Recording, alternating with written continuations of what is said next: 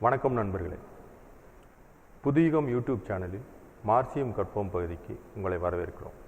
இன்று நாம் பொருள், மூலப்பொருள், உற்பத்தி சாதனம் என்பதை பற்றி பார்க்கலாம். பொருள் என்றால் என்ன? நாம் இருக்கிற இந்த பூமியில் மலைகள், காடு, ஆறு, குளம், தண்ணீர், மரம் எல்லாம் இருக்குது.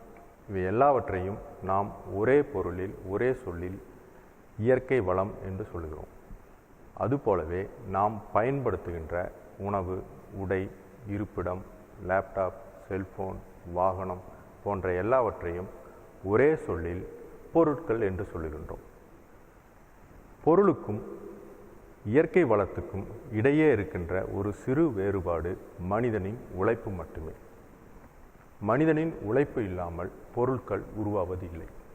உதாரணமாக, காட்டில் இருக்கின்ற மரங்கள் இயற்கை வளங்கள் என்று சொல்லலாம்.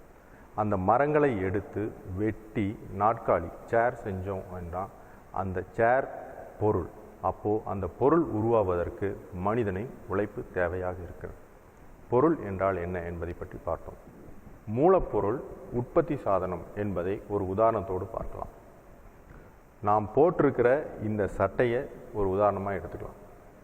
சட்டை தயாரிப்பதற்கு நமக்கு துணி தேவை, ஊசி தேவை, நூல் தேவை, கத்தரிக்கோல் தேவை, தையல் மிஷின் தேவை. ஆனால் இந்த பொருட்கள் மட்டுமே ஒரு சட்டையை உருவாக்கி விடாது மனித உழைப்பு இல்லாமல். தயாரிக்கப்பட்ட சட்டைக்குள் துணி இருக்கிறது, நூல் இருக்கிறது, பட்டன் இருக்கிறது.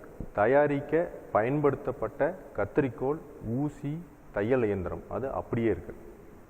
இப்போது சட்டைக்குள் இருக்கிற துணியும் நூலும் பட்டனும் மூலப்பொருட்கள் என்கின்றோம். தயாரிக்க பயன்படுத்தப்பட்ட கத்தரி, ஊசி, தையல் மிஷின் போன்றவற்றை உற்பத்தி சாதனம் என்று சொல்லுகின்றோம்.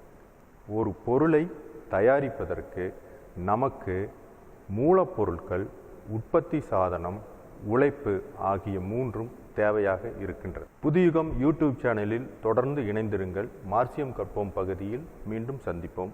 நன்றி, வணக்கம்.